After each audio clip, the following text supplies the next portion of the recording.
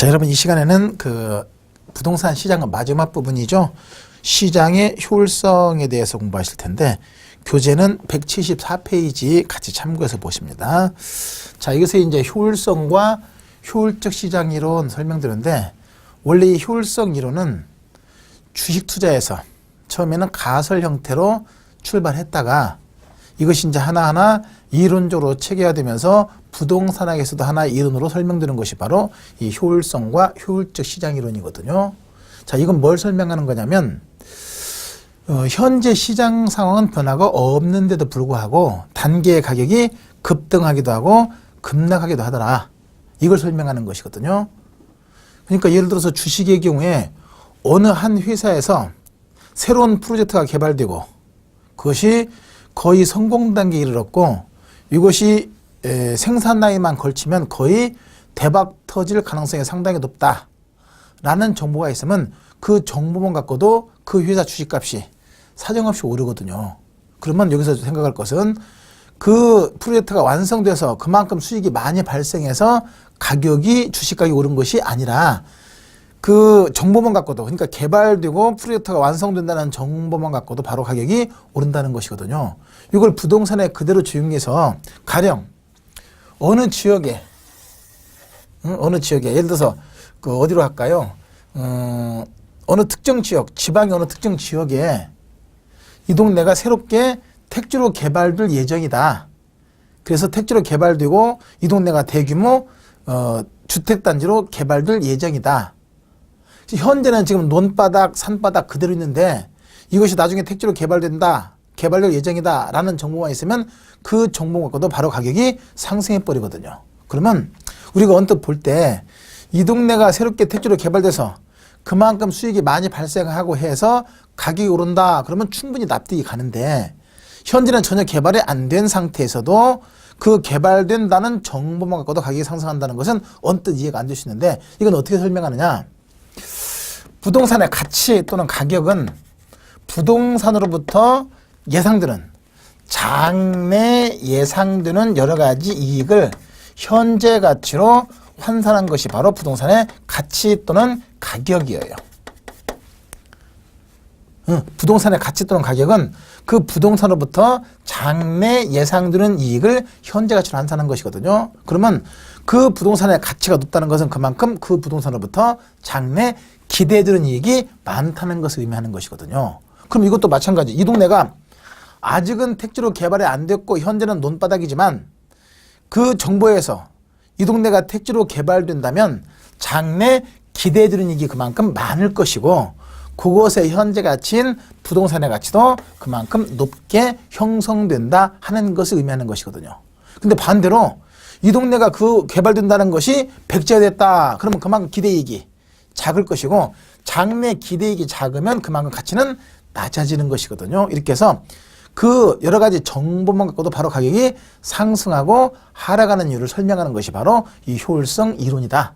그래서 부동산의 경우 장래 수익의 변동이 예견되면 예견된 즉시 가치에 반영되는 것이지 실현된 즉시 가치에 반영되는 것이 아니라는 것이거든요. 그것만 조심하시면 돼요. 자, 그러면 이제 효율성은 의미가 보니까 여러분들 교재 한번 볼까요? 그 174페이지 보시니까 효율성의 의미는 뭐냐 보니까 부동산에 관한 새로운 정보가 얼마나 지체 없이 빠르게 가치에 반영되느냐 하는 정도를 효율성이라고 하고 효율적 시장은 부동산에 관한 새로운 정보가 지체 없이 즉각 가치에 반영되는 시장. 부동산에 관한 새로운 정보가 지체 없이 즉각 가치에 반영되는 시장, 이것이 효율적 시장. 장래 이것이 택지로 개발된다라고 한다면 그럼 장래 기대되는 이익이 많죠, 정부에 의해서. 그것이 바로 가치에 반영된다는 것이, 반영된다는 얘기거든요. 이것이 바로 효율적 시장.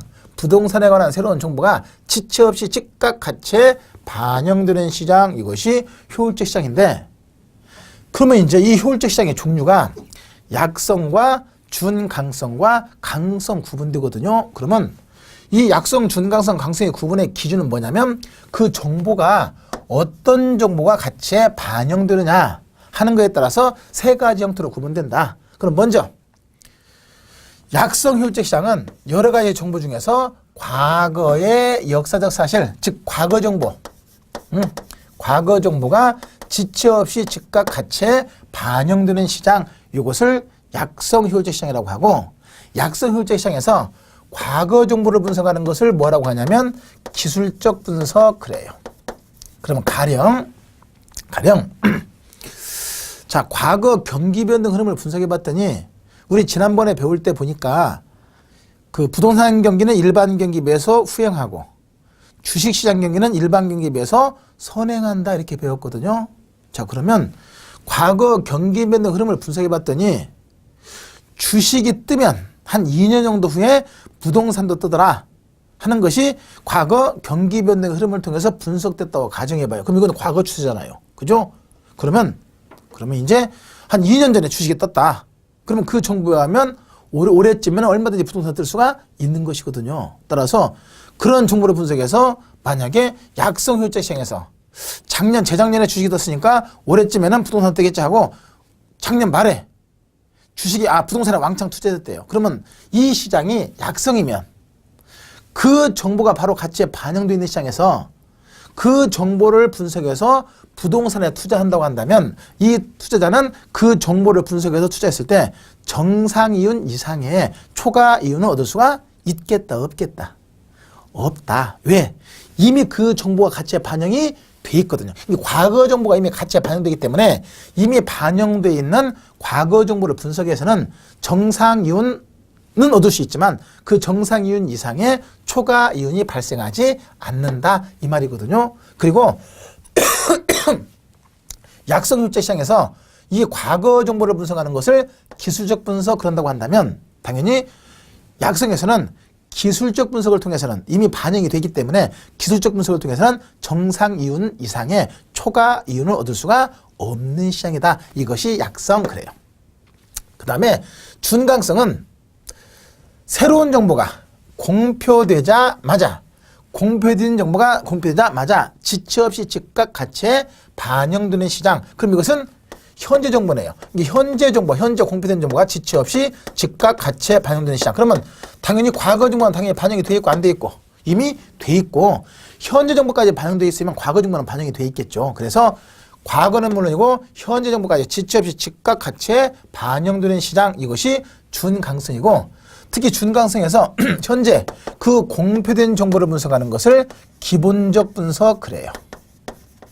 그러면 사례를 통해 한번 보면, 자, 어느 이 지역이 새롭게 대규모 택지로 개발된다 라는 정보가 오늘 아침 신문에 공표됐대요. 오늘 아침 신문에. 그러면 오늘 아침 신문에 공표되자마자 지체 없이 즉각 가치에 반영되는 시장이 바로 준강성이거든요. 그러면 그런 시장에서 어느 투자자가 한 10억 정도의 예점을 가지고 어디에 투자할까 하고 고민하고 있었는데 아침에 일어나자마자 눈을 비비고 신문을 봤더니, 오늘 아침 신문을 봤더니 이 동네가 택지로 개발된다는 것이 딱 보도가 났다. 그러면 이 투자자가 옳거니 하고 바로 그냥 신문 딱 덮어놓고 밥도 안 먹고 바로 가서 이 동네 가서 투자했다고 가정해봐요. 그러면 이 시장이 준강성이라고 한다면 오늘 아침에 공표되자마자 가치에 반영되어 있거든요. 그러다 보니까 이것이 준강성이라고 한다면 이 투자자가 이 정보를 분석해서 투자했을 때 당연히 정상 이윤 이상의 초과 이윤을 얻을 수가 있겠다, 없겠다? 없다. 왜? 이미 공표되자마자 가치에 반영되어 있기 때문에. 그래서 공표된 정보를 분석해서는 준강성에서는 이 정보가 이미 가치에 반영되어 있으니까 그 정보를 분석해서는 정상 이윤 이상의 초과 이윤을 얻을 수가 없다. 그리고 준강성에서 현재 공표된 정보를 분석하는 것을 기본적 분석이라고 한다면 당연히 준강성에서는 기본적 분석을 통해서는 정상 이윤 이상의 초과 이윤이 발생하지 않는다. 이렇게 되는 것이고, 마지막으로 강성은 모든 정보가 공표된 것이든 공표되지 않은 것이든, 즉 과거 정보가 됐건 아니면 현재 정보가 됐건 아니면 공표되지 않은 정보를 뭐라고 하냐면 내부 정보라고 하거든요. 내부 정보가 됐건 모든 정보가, 한마디로 모든 정보가 지체 없이 즉각 가치에 반영되는 시장, 이것이 강성 효율적 시장이고, 강성에서는 모든 정보가 다 가치에 반영이 됐기 때문에 어느 누가 어떤 정보를 분석해서 투자한다고 하더라도 정상 이윤 이상의 초과 이윤을 얻을 수가 없다. 왜?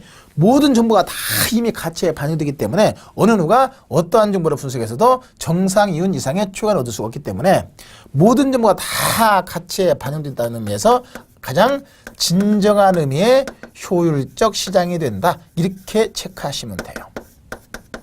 그러면 정리해보니까 자, 부동산에 관한 여러 가지 정보가 바로바로 가치에 반영되는 시장이 효율적 시장인데 그 정보 중에서 과거 정보까지만 반영되어 있는 것이 약성이고 현재 정보까지, 과거는 물론이고 현재 정보까지 반영되어 있는 것이 준강성이고 그 다음에 모든 정보가 다 가치에 반영되어 있는 시장이 바로 강성이다. 이렇게 해서 이제 정보의 종류에 따라서 약성과 준강성과 강성으로 구분되는 것이고 특히 약성에서는 과거 정보를 분석하는 것을 기술적 분석이라고 한다면 당연히 약성에서는 이미 반영되어 있는 과거 정보 분석인 기술적 분석을 통해서는 정상 이윤 이상의 초과 이윤을 얻을 수가 없는 것이고 준강성에서는 현재 정보까지 반영되기 때문에 이미 반영되어 있는 현재 정보를 분석해서는 정상 이윤 이상의 초과는 얻을 수가 없는 것이고 그 현재 공표된 정보를 분석하는 것을 기본적 분석이라고 한다면 당연히 준강성에서는 기본적 분석을 통해서는 정상 이윤 이상의 초과는 얻을 수가 없는 것이고 강성은 모든 정보가 다 가치에 반영되기 때문에 어느 누가 어떤 정보를 분석해서도 정상 이윤 이상의 초과이 발생하지 않으면서 가장 진정한 의미의 효율적 시장이 되면서 정보 가치가 존재하지 않는 시장. 왜?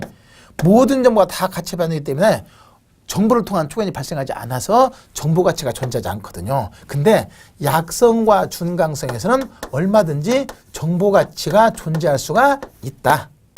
어떻게 설명할 수 있느냐? 자, 약성에서는 과거 정보까지만 반영되기 때문에 이미 반영되어 있는 과거 정보를 분석해서는 정상 이윤 이상의 초과 이윤을 얻을 수가 없는 거예요. 근데 그러면 과거 정보까지만 반영되어 있지 현재 정보나 내부 정보는 아직 반영이 안 돼 있거든요. 따라서 현재 정보나 내부 정보를 분석해서는 얼마든지 초과이윤이 발생할 수가 있는 것이고 그렇게 해서 얻은 초과이윤이 바로 그 정보의 가치가 되는 것이고 준강성도 마찬가지. 과거와 현재 정보까지만 반영되기 때문에 이미 반영되어 있는 과거 정보나 현재 정보를 통해서는 초과이윤이 발생하지 않지만 아직 공표되지 않은 내부 정보는 아직 같이 반영이 안 돼 있거든요. 그렇기 때문에 아직 반영이 안 되는 내부 정보를 분석해서는 얼마든지 초과이윤이 발생할 수가 있다. 그리고 그렇게 해서 얻은 초과이윤이 바로 그 정보의 가치가 되면서 정보 가치가 존재한다. 가령 오늘 아침 신문에 이 동네가 택지로 개발되는 것이 신문 보도가 났다. 그러면 이미 준강성이라고 한다면 이미 반영된 이후에는 초과이윤이 발생하지 않지만 한 달 전에 미래 정보를 빼내서 투자했대요. 그럴 수 있잖아요. 그죠? 그러면 한 달 전에 미리 정보를 빼서 투자했으면 아직 반영되기 전에 내부 정보잖아요. 그럼 얼마든지 오르기 전에 샀으니까 얼마든지 초과이윤이 발생할 수가 있는 것이고 그렇게 해서 얻은 초과이윤이 바로 그 정보의 가치가 된다 해서 정보 가치가 존재할 수 있더라. 근데 강성은 어느 누가 어떤 정보를 분석해서도 이미 모든 정보가 가치에 반영이 되어 있기 때문에 어느 누가 어떤 정보를 분석해서도 정상 이윤 이상의 초과이윤을 발생할 수가 없는 것이고 그러면서 정보 가치가 존재하지 않는 그러면서 가장 진정한 의미의 효율적 시장이 된다. 이렇게 정리하는 거거든요. 자, 이렇게 해서 효율적 시장의 종류가 약성, 준강성, 강성 구분되고 그리고 현실의 부동산 시장은 약성과 준강성까지만 나타나고 강성은 잘 나타나지 않는다.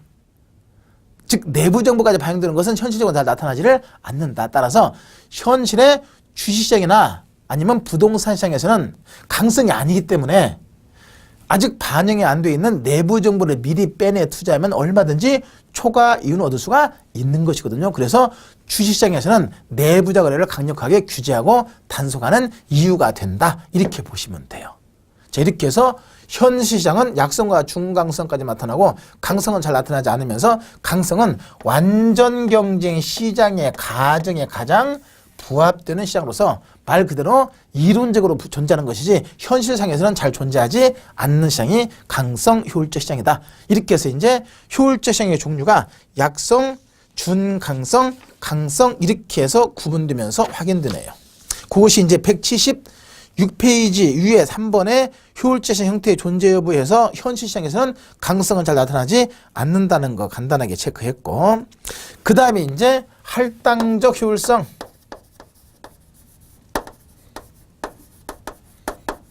또는 할당 효율적 시장. 자, 의미는 자원이 효율적으로 할당되었다. 정보를 통한 초과 이윤이 발생하지 않는다. 이렇게 이제 의미를 해석하면 되는데, 자, 한번 볼까요? 여러분들 교재 176페이지 4번에 1번 보세요. 거기 보니까 자원이 효율적으로 할당되었다는 것은 어느 누구도 기회비용보다 싼 값으로 정보를 획득할 수가 없다는 것을 의미하며, 할당 효율적 시장이란 자원의 할당이 효율적으로 이루어지는 시장으로서 어느 누구도 기회비용보다 싼 값으로 정보를 획득할 수가 없는 시장이다. 따라서 부동산 투자와 다른 투자 대안에 따른 위험을 감안했을 때 부동산 투자의 수익률과 다른 투자 수익률이 서로 같도록 할당되었다는 의미이다. 말이 많이 어려워요. 자, 여기서 할당적 효율성 또는 할당 효율적 시장은 자원이 효율적으로 할당되었다. 어느 누구도 정보를 통한 초과이익이 발생하지 않는 시장이다. 이렇게 의미만 해석하시면 돼요. 더 얘기하면 모든 투자자의 수익이 서로 같도록 할당되었다. 만약에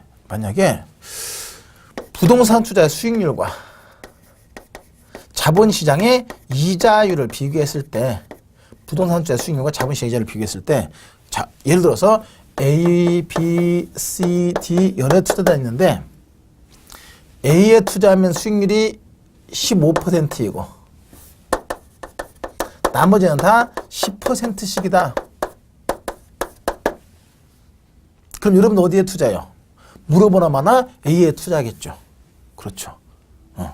그럼 이건 자원 효율적으로 할당된 것이 아니에요. 이 말은 A에서는 다른 데서 얻는 이익보다 몇 %의 5%의 초과 이윤이 발생한다 이 말이에요. 이건 자원 효율적으로 할당된 것이 아닌 것이거든요. 그럼 만약에 이것이 5% 없이 똑같이 10%다. A도 B도 다 10%다. 그럼 뭐다 투자? 이때는 이제 취향도 가져가지, 선택도 가져가지. 나는 반듯하니까 A가 좋다. 나는 늘씬하니까 C가 좋다. 이런 식으로 해서 A에도 B에도 C에도 골고루 배분돼서 투자될 수가 있겠네. 이 말은 바로 어디에서도 정보를 통한 초과이익이 발생하지 않는다. 모든 투자단의 수익률이 같도록 균형을 이루고 있다. 정보를 통한 초과이익이 발생하지 않는 시장, 이것이 할당 효율적 시장이 돼요.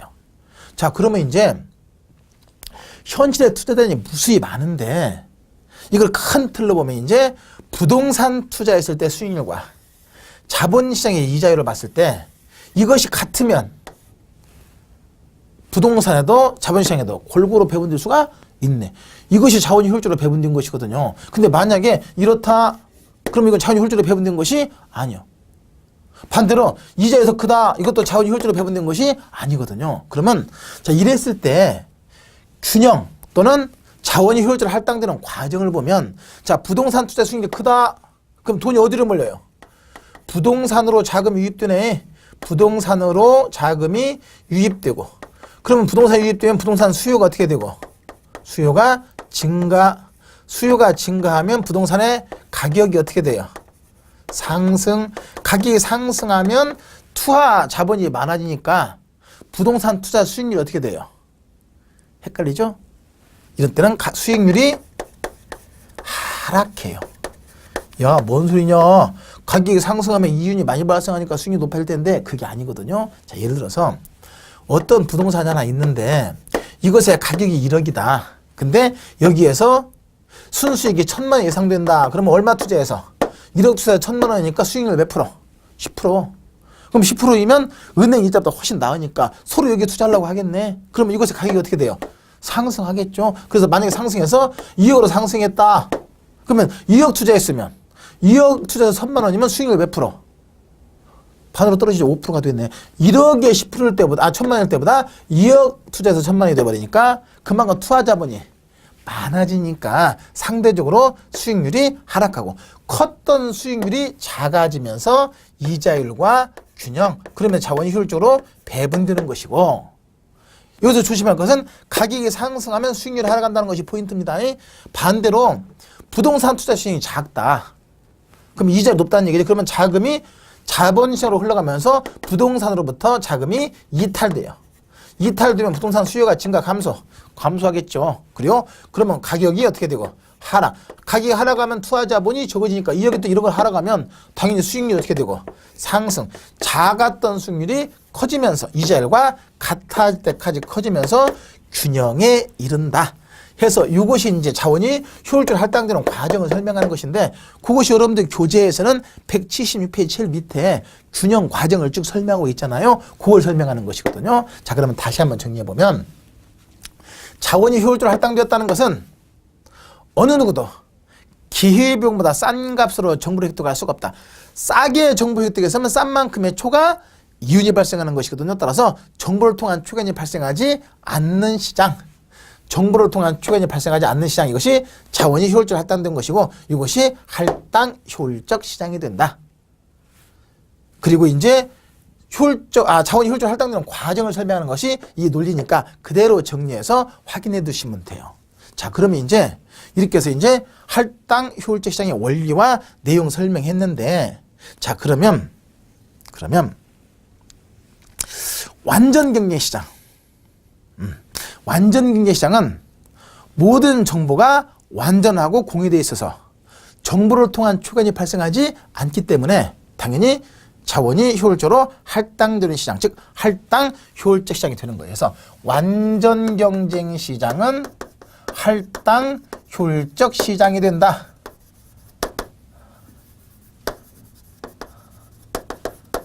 그렇죠? 왜? 모든 정보가 다 공유되어 있으니까.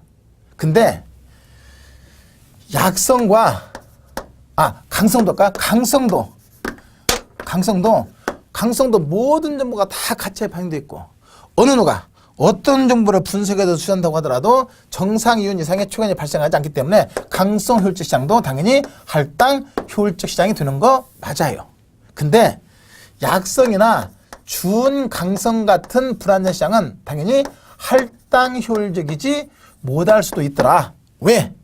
자, 약성이나 중강성에서는 내부 정보를 미리 분석해서 투자하면 아직 내부 정보는 반영이 안 돼 있으니까 그 정보를 통해서 얼마든지 초과 이윤이 발생할 수가 있는 것이고, 이렇게 초과 이윤이 발생하면 당연히 자원이 효율적으로 할당된 것이 아니거든요. 그래서 할당 효율적이지 못할 수가 있더라. 근데 이런 약성과 중강성도 얼마든지 할당 효율적일 수가 있다. 어느 경우 그러냐? 약성과 중강성에서는 내부 정보를 미리 분석하면 초과 넣을 수가 있는데, 문제는 그러면 이렇게 해서 얻은 초과이익과, 자, 정보를 얻는데 공짜가 어디 있겠어요? 자다가 무슨 게시 받았을까? 그건 아니거든요. 정보를 얻는데 이제 여기저기 기웃거리고 하면서 비용이 많이 들었겠죠. 또 경우에 따라서 집어줄 수 있고 그 좋은 건 아니지만, 그럼 이렇게 해서 정보를 얻는데 소요되는 비용이 있을 거란 말이에요. 그랬을 때 정보를 통하던 정보를 얻는데 소요되는 비용과 정보를 통하던 초과이익이 같다면 말 그대로 쌤이네. 정보를 얻는데 소요되는 비용과 정보를 통하던 초과이익이 같다면 실질적인 초과이익이 발생하지 않으면서 얼마든지 할당 효율적일 수가 있더라. 따라서 부동산 시장에서 투기가 발생하고 초과이윤이 발생하는 것은 꼭 시장이 불안전하거나 독점적이어서가 아니라 할당 효율적이지 못하기 때문이다. 왜? 불안전 시장도 얼마든지 또 독점 시장 얼마든지 할당 효율적일 수가 있는 것이죠. 독점 시장도 독점하는 데 소요되는 비용과 독점을 통해 얻은 초과이익이 같다면 얼마든지 할당 효율적일 수가 있는 것이거든요. 그래서 부동산 시장에서 투기가 발생하고 초과이익이 발생하는 것은 꼭 시장이 불안전하거나 독점적이어서가 아니라 할당 효율적이지 못하기 때문이다. 그렇게 정리가 되는 거예요. 자, 그러면 잠깐 이제 완전 경쟁 시장이나 강성 효율적 시장은 당연히 할당 효율적 시장이 된다. 맞아요. 근데 약성과 중강성은 이런 불안전 시장은 할당 효율적 시장이 되지 않을 수도 있고 할당 효율적일 수도 있더라. 약성이나 중강성에서는 내부 정보를 분석해서 투자하면 얼마든지 초과이익이 발생할 수가 있는 것이고 이런 때는 할당 효율적이지 못할 시장이 되는데 근데 이렇게 정보를 통해 얻은 초과이익과 정보를 얻는 데 소요되는 비용이 같다면 즉 정보 비용과 정보 가치가 같으면 실질적인 초과이익이 발생하지 않겠죠. 그러면 당연히 할당 효율적일 수가 있다. 따라서 부동산 시장에서 투기가 발생하고 초과이익이 발생하는 것은 꼭 시장이 불안전하거나 독점적이어서가 아니라 할당 효율적이지 못하기 때문이다. 그것이 이제 여러분들 177페이지 3번에 1, 2, 3, 4번 쭉 정리하면서 확인되는 것이거든요. 그렇게 노리를 딱 잡아두시면 돼요. 이것이 이제 할당 효율적 시장, 할당적 효율성의 의미가 되는 것이거든요. 특히 이제 가장 틀리기 쉬운 지문들. 부동산 시장에서 초과이익이나 투기가 발생하는 이유는 시장이 불안전하기 때문이다. OX, X. 왜? 불안전 시장도 얼마든지 할당 효율적일 수가 있는 것이거든요. 또 부동산 시장에서 투기가 발생하는 이유는 시장이 독점되기 때문이다. X. 할당 효율적이지 못하기 때문이다. 이렇게 되는 것이거든요. 그것만 조심해서 정리해 두시면 되겠네요. 자, 여기까지 해서 이제 효율적 시장의 종류, 유형과 더불어서 할당적 효율성의 의미까지 잘 정리해 두시면 되고 그 다음에 이제 마지막으로 177페이지 하단에 보시면 170 하단의 내용 그대로 확인하시면 되고 그 다음에 넘어가서 178페이지 정보가치의 계산 내용 나오는데 자 아까 정보가치는 뭐라고 했습니까? 정보를 통해서 얻은 초과이익이 바로 그 정보의 가치가 된다 그랬거든요. 그렇죠? 자 그러면 그 원리를 잠깐 이제 확인하고 설명드려 봐요.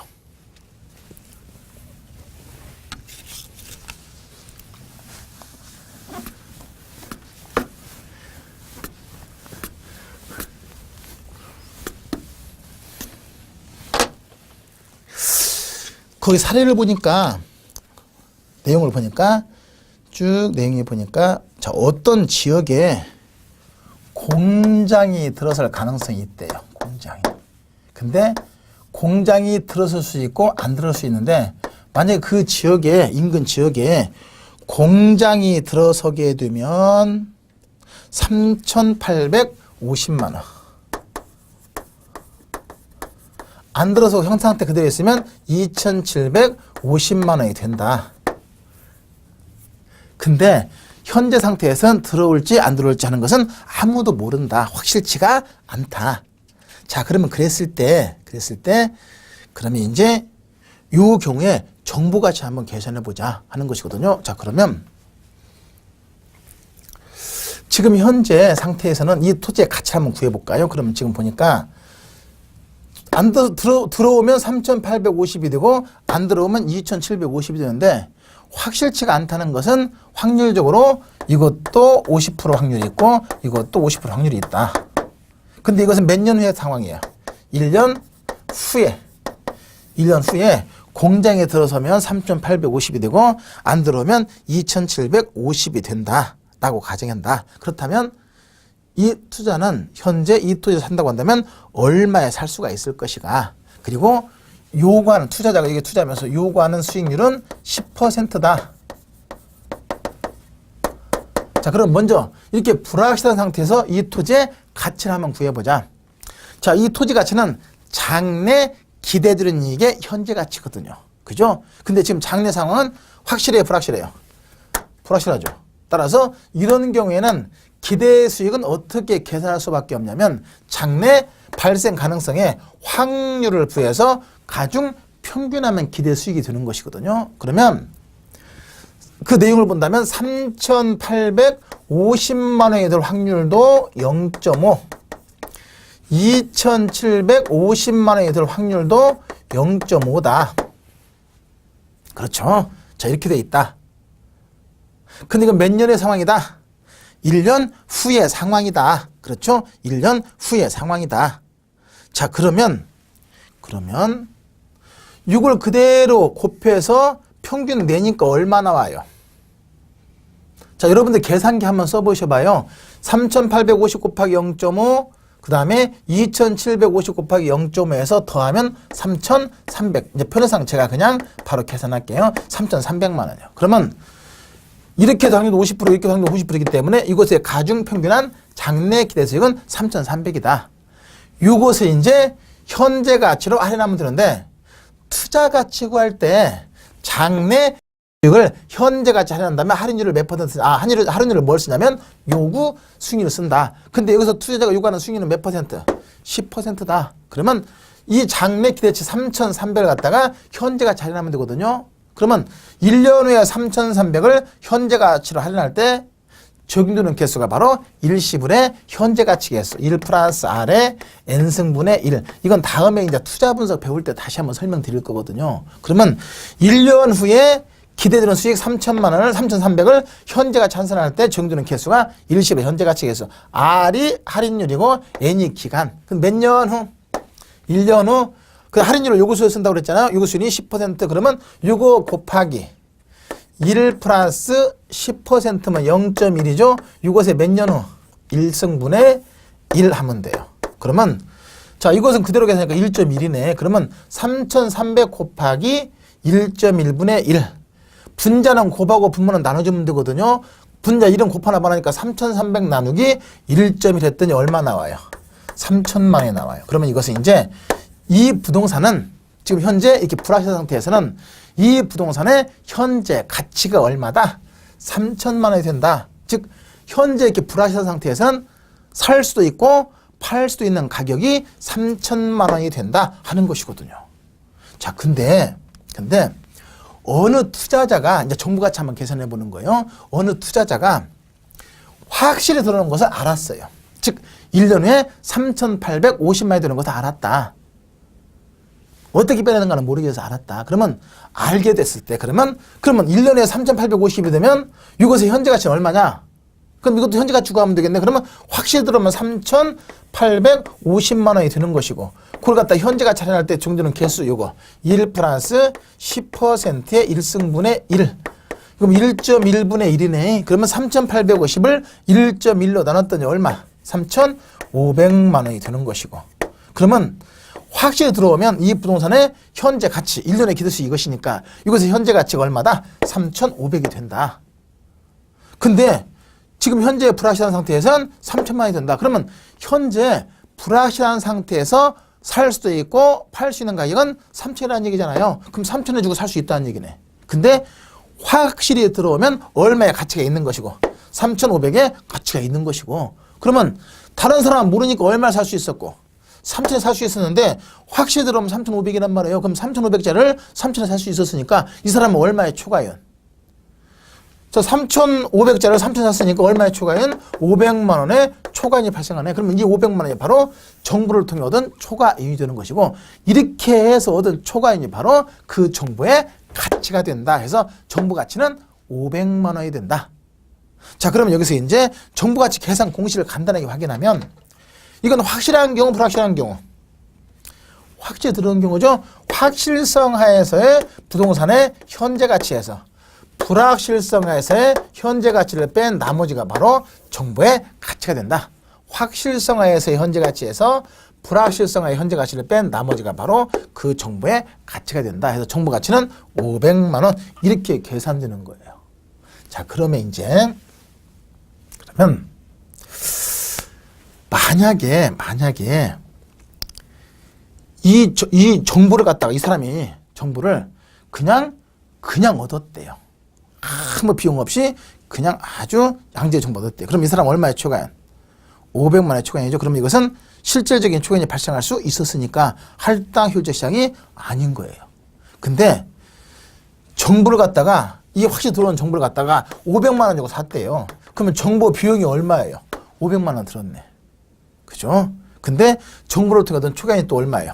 500만 원이네. 그러면 자, 정보를 통해 얻은 초과연이 500만 원인데 정보인데 소요된 비용도 500만 원 들였대. 그럼 500만 원 들여갖고 500만 원 받은 것이네. 그럼 이 사람은 실질적인 초과연이 있어요? 없어요? 없잖아요. 그럼 이때는 할당 효율적 기수가 있다. 자, 이렇게 불안전 시장에서는 정보를 통해 초과이익이 발생할 수 있는데 근데 이렇게 발생한 초과이익과 정보를 얻는 데 소요되는 비용이 같다면 즉 정보 비용과 정보 가치가 같으면 실질적인 초과이익이 발생하지 않는 것이잖아요. 그러니까 잘 보세요.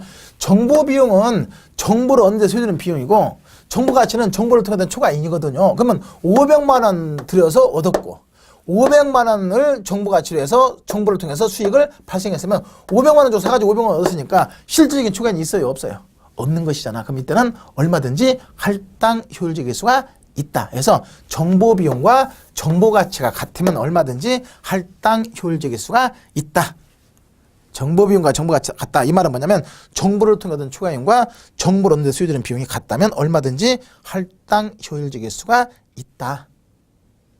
따라서 부동산 시장에서 투기가 발생하고 초과이익이 발생하는 것은 꼭 시장이 불안전하거나 독점적이어서가 아니라 할당 효율적이지 못하기 때문이다.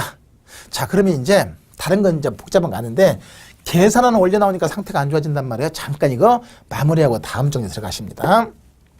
자, 보니까 1년 후에 그 토지 인근 지역에 공장에 들어올 가능성이 있는데 들어서면 3,850, 안 들어서면 2,750인데 이렇게 될 확률도 50%이고 이렇게 될 확률도 50%다.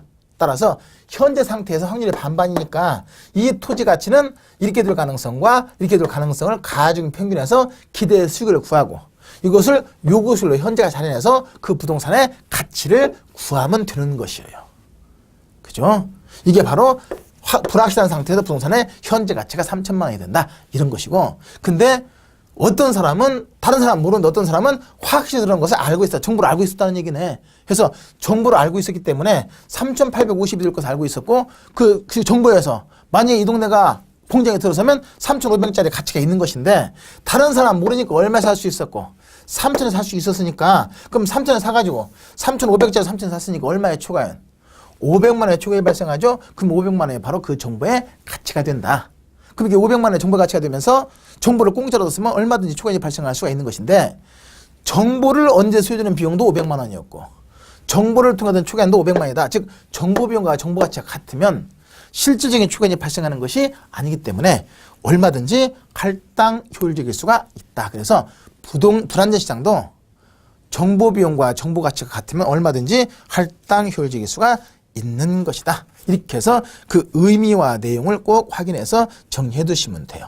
자, 여기까지 해서 이제 효율적 시장의 원리하고 그다음 정보 가치 계산의 원리까지 설명드렸고 잠시 이제 휴식한 다음에 입지론 들어가서 보십니다. 수고했습니다.